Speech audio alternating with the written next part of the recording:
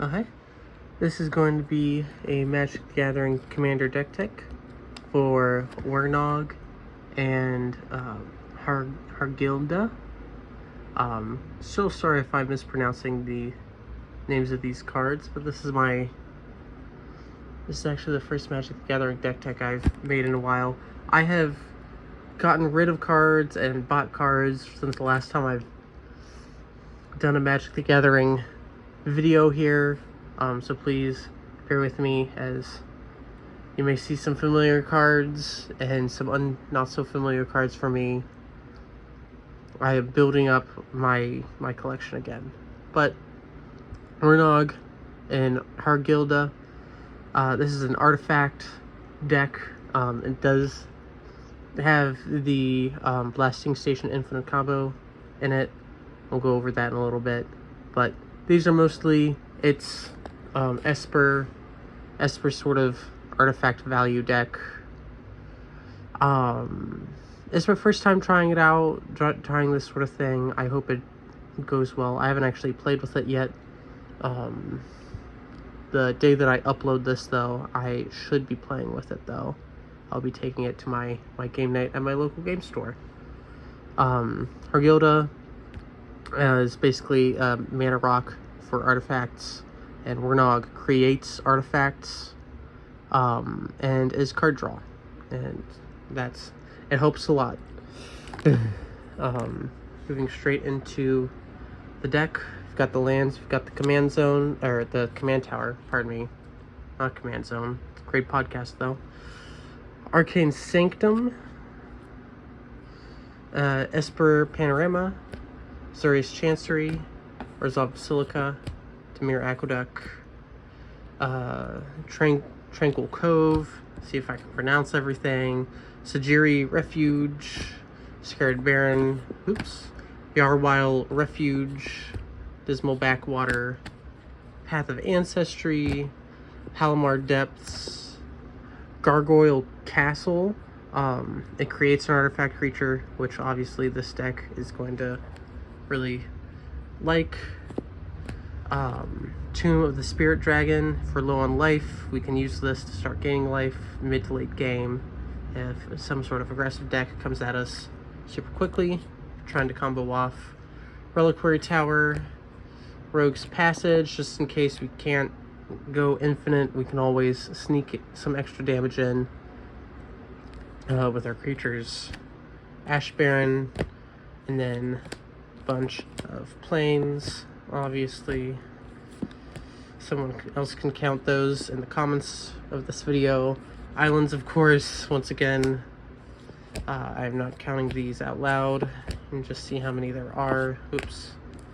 That's all the islands. And then swamps.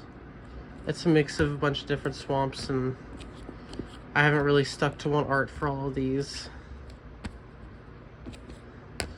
Now, for the infinite combo, I got this wrong the first time I talked about this. This is actually technically 4-card combo. I'm running a little bit on budget. Running a little bit on budget here. Here's Blasting Station. You guys can read what it does. Here's Flare Husk. You can read what it does. Great Salvaging Station. Here's what that does. Take the moment to read it. Maybe. There you go. And Defiant Salvager.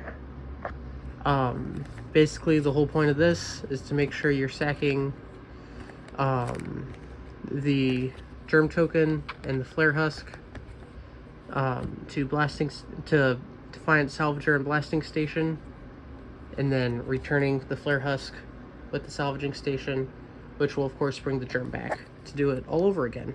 Everything untaps, and this doesn't tap at all. It deals an infinite amount of damage, and it makes Defiant Salvager an infinite. If that ever comes up, or if you have to deal with that, if somebody fogs you, you do have an infinite on the battlefield. It is a combo that happens at sorcery speed, unfortunately, because of Defiant Salvager, but it's an infinite combo, so we're gonna do what we can here. Next up, non-infinite combo, but I've liked this. I started playing an M12. I always like these artifacts. It's a tapper, a pinger, and a token creator that all get better if you have all three out on the field. One's an insurrection, one becomes the bolt, and the other one makes the 5 1/1s instead of just one, which is great. As we go into the mana ramp section of this deck, we've got, of course, Soul Ring, Arcane Signet, Worn Power Stone, Armillary Sphere, Azorius Signet, Dimir Signet, Azorius Locket, Dimir Locket, Talisman of Hierarchy, Dimir Curestone, Pilgrim's Eye, Foundry of Inspector. It reduces cost, but it's basically kind of rampy-ish. Same as Sternhorn, Starnheim, Courser. Pardon me, I cannot speak. It's basically a cost reduction. Commander Sphere, of course, and then we get into the card draw. Got a Seer Sundial, Costly Plunder, Folio of Fancies, which gives us no maximum hand size, same as Reliquary Tower from earlier. Plus, people are less likely to hit us if we allow them to draw cards. People will be less likely to hit us because of that. We can be a little political. Same with Howling Golem. Everybody draws a card whenever this thing attacks, and it's an artifact creature. Which artifacts?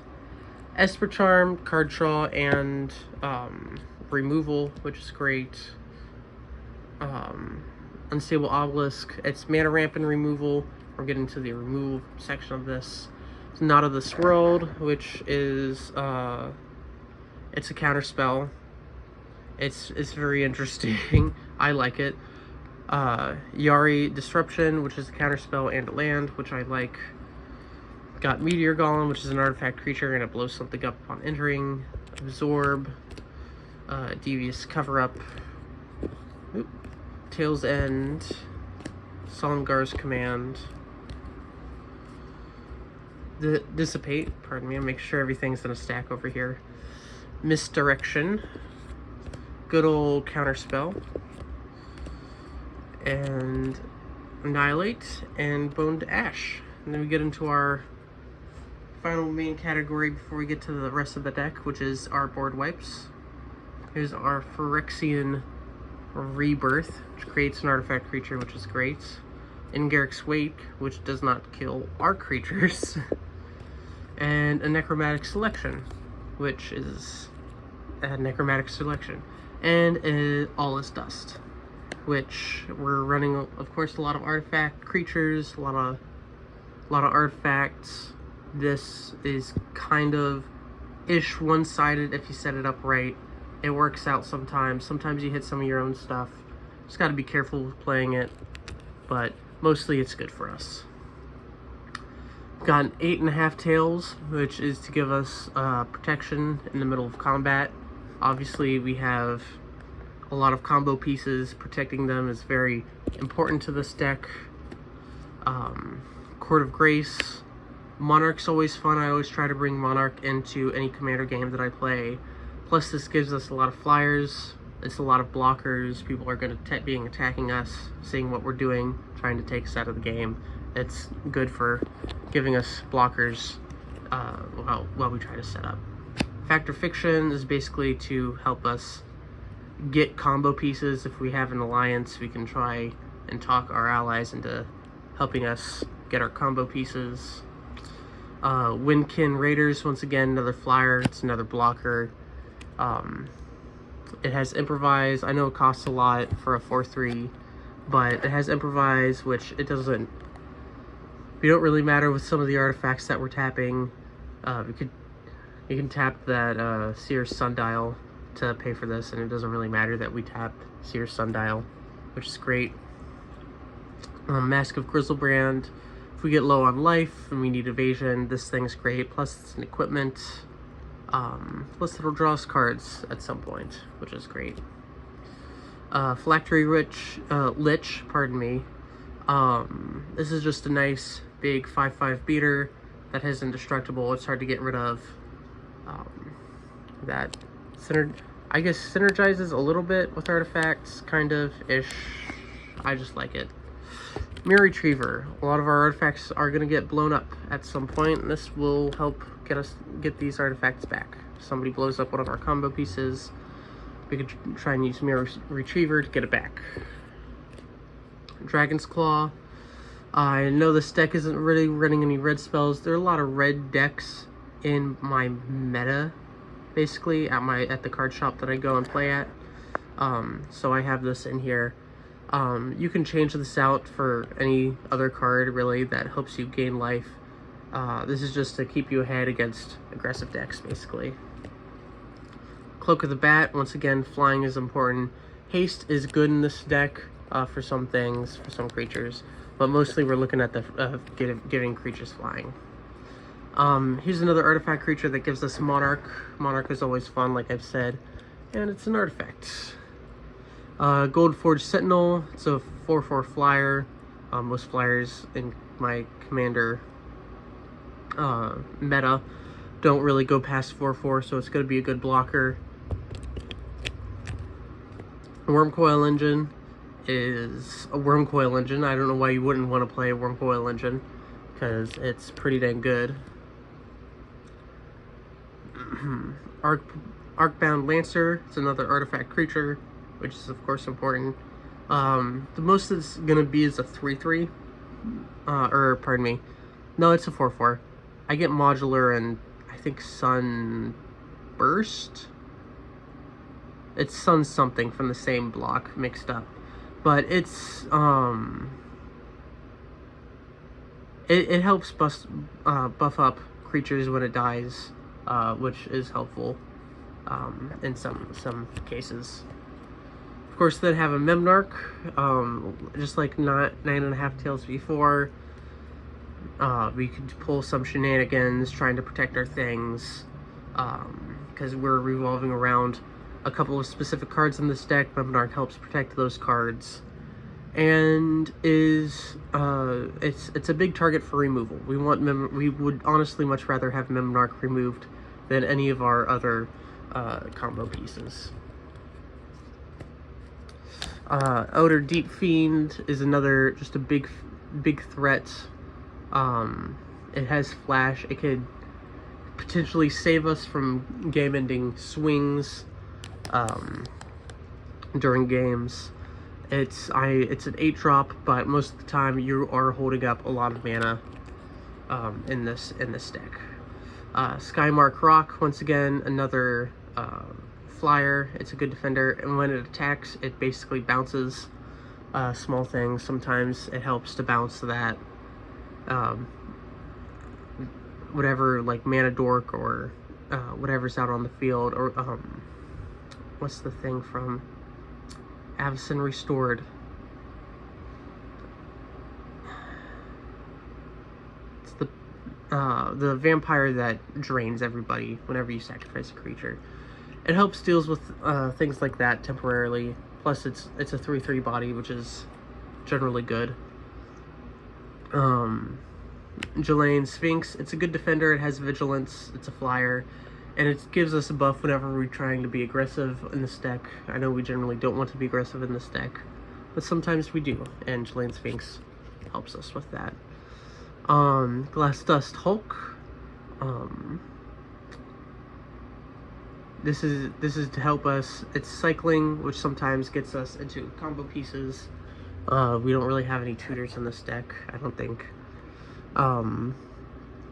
Plus, it gets buff. It's big. It can be a threat sometimes, and like I said before, we want removal pointed at other things than our combo pieces. Then we have Sphinx Summoner. It's a tutor for combo pieces and a good blocker or attacker. It has flying. A 3/3 flyer that tutors an artifact creature. Helps. I guess it doesn't really get one of our combo pieces, but it can get a lot of things in the deck, and a lot of those things could help a lot in tough places. And finally, we have an Enigma Sphinx. Enigma Sphinx it always comes back. You're always casting it, and it cascades, and everybody loves Cascade.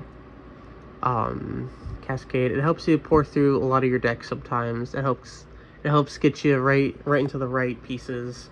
Sometimes it whiffs, but sometimes you pull the Wernog off it. Sometimes you pull your last combo piece out of it, and you can start comboing off. And Enigma Sphinx is really good when it works. Yeah, that's it. That is my Wernog and Hargilde deck tech. I hope you enjoyed this. I know deck techs aren't really that big of a thing anymore, but I hope this has inspired you to go out and make something similar with these two commanders, or make a similar infinite combo deck like this. I will talk to you guys later.